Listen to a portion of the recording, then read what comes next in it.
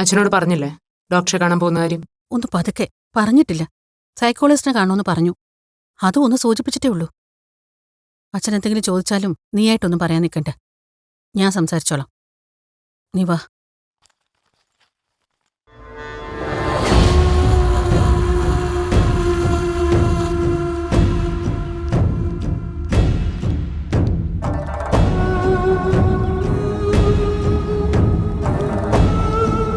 എങ്ങോട്ടാ രണ്ടുപേരും കൂടി?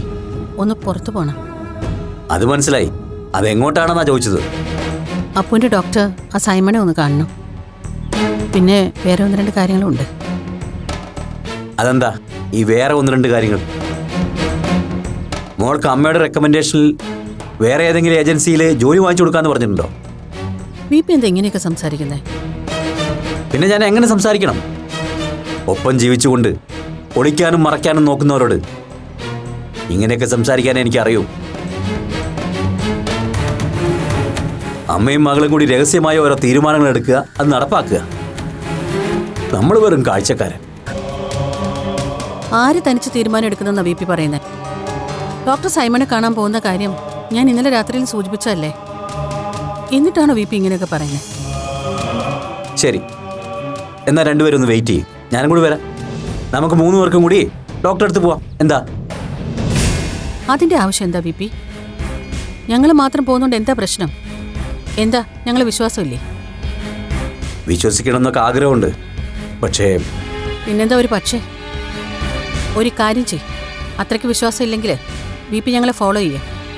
എന്നിട്ട് സംശയാലുക്കളായ ചില ഭർത്താക്കന്മാരെ പോലെ ഞങ്ങൾ എവിടേക്കാണ് പോകുന്നത്, ആരോടൊക്കെയാണ് സംസാരിക്കുന്നത് എന്ന് ഒളിച്ചും പതുങ്ങി നിന്ന് കണ്ടുപിടിക്കും. എന്നിട്ട് അതിൻ്റെ പേരിൽ നമുക്കിവിടെ വരുമ്പോൾ അടിയും വഴക്കും ഉണ്ടാക്കാം. അങ്ങനെ ഒന്നടക്കം ഒരു സൈക്കോ ഫാമിലി ആക്കാം. കുറച്ചുകൂടെ ഗ്രേഡ് കൂടിയ ഒരു ഡോക്ടറെ അടുത്ത പ്രാവശ്യം മുതൽ നമുക്ക് ഒരുമിച്ച് കൺസൾട്ട് ചെയ്യാം. എന്താ? താനെന്താ എന്നെ പരിഹസിക്കുകയാണോ? പിന്നെ ഞാൻ എന്താ പറയേണ്ടത്? അപ്പോ നീ ചെന്ന് വണ്ടി എടുക്ക്, ഞാനിപ്പോ വരാം.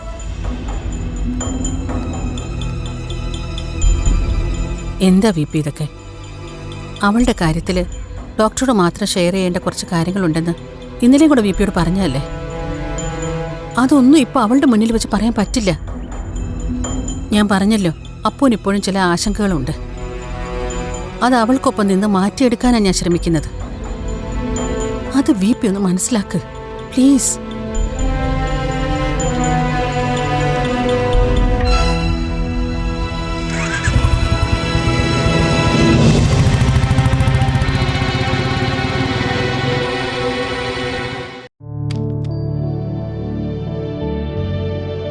സാധാരണ കേസുകളിൽ അപൂർവയെ പോലുള്ളവർക്ക് അവരുടെ പാരൻസിന്റെ ഭാഗത്തു നിന്ന് ഈ ഒരു സപ്പോർട്ട് കിട്ടാറില്ല എന്നതാണ് വാസ്തവം. എൻ്റെ ഇത്രയും നാളത്തെ എക്സ്പീരിയൻസിനിടയിൽ ആദ്യമായിട്ടാണ് ഒരാൾക്ക് പിന്തുണ അറിയിച്ചുകൊണ്ട് ഒരു രക്ഷകർത്താവ്, അതും ഒരു അമ്മ എത്തുന്നത്.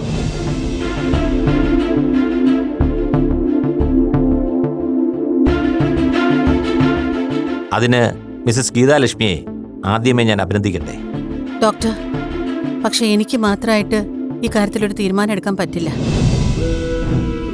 അപൂർവയുടെ അച്ഛൻ്റെ കൂടെ സമ്മതം ഇല്ലാതെ എനിക്ക് മാത്രമായി അപൂർവയെ സപ്പോർട്ട് ചെയ്യാൻ പറ്റില്ല. പിന്നെ എന്താ വന്നതെന്ന് വെച്ചാ ഡോക്ടർക്ക് പറയാനുള്ളത് എന്താണെന്ന് കേൾക്കണമെന്ന് എൻ്റെ മകൾ നിർബന്ധിച്ചതുകൊണ്ടാണ്. യെസ്, അതെന്താണെന്ന് കേൾക്കാനും അറിയാനുമുള്ള മനസ്സുപോലും ഒരു വലിയ കാര്യമാണ് മാഡം. മറ്റുള്ളവരാരും അതിനുപോലും തയ്യാറാകുന്നില്ലല്ലോ. ഓക്കെ, ഇനി ഈ സർജറിയുടെ ഒരു കോമൺ പ്രൊസീജിയറിനെ കുറിച്ച് പറയാം. പേഷ്യൻറ്റിനെ കൂടാതെ അയാൾക്ക് അടുത്ത് പരിചയമുള്ള ഒരാളുടെ കൺസെൻറ്റ് കൂടെ നോർമലി ഈ സർജറിക്ക് ആവശ്യമാണ്. എന്നുവെച്ച് സ്വന്തം കൺസെൻറ്റിൻ്റെ ബലത്തിൽ മാത്രം ഇത് ചെയ്യുന്നവരുമുണ്ട്. പ്രോപ്പർ ഗൈഡൻസും കൗൺസിലിങ്ങും ഒന്നും ഇല്ലാതെ ചെയ്യുന്ന അത്തരം തട്ടിക്കൂട്ട് സർജറികളൊക്കെ പരാജയമാണെന്ന് ഈയിടെ ഈ സർജറിക്ക് വിധേയമായ പലരുടെയും ആത്മഹത്യകൾ പരിശോധിച്ചാൽ മനസ്സിലാവും.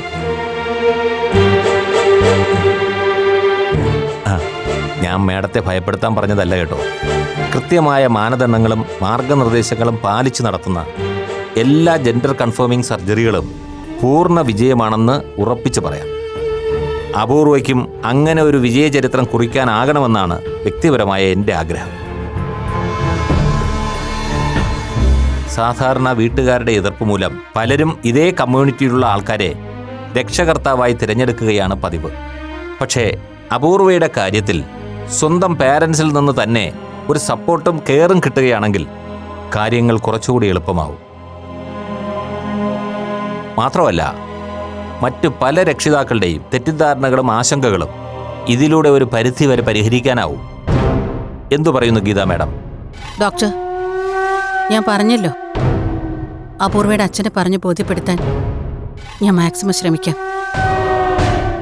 പക്ഷേ അതെത്രമാത്രം സക്സസ് ആവുമെന്ന് എനിക്കിപ്പോൾ ഉറപ്പ് പറയാൻ പറ്റത്തില്ല. Yes, I know. Try your maximum. അദ്ദേഹത്തെ കൂടെ കൺവിൻസ് ചെയ്യാനായാൽ കാര്യങ്ങൾ കുറച്ചുകൂടെ എളുപ്പമാവും. അതുവരെ അപൂർവയും ക്ഷമയോടെ കാത്തിരിക്കാൻ തയ്യാറാണ്, അല്ലേ അപൂർവ? അച്ഛൻ സമ്മതിക്കുമെന്ന് എനിക്ക് തോന്നുന്നില്ല ഡോക്ടർ.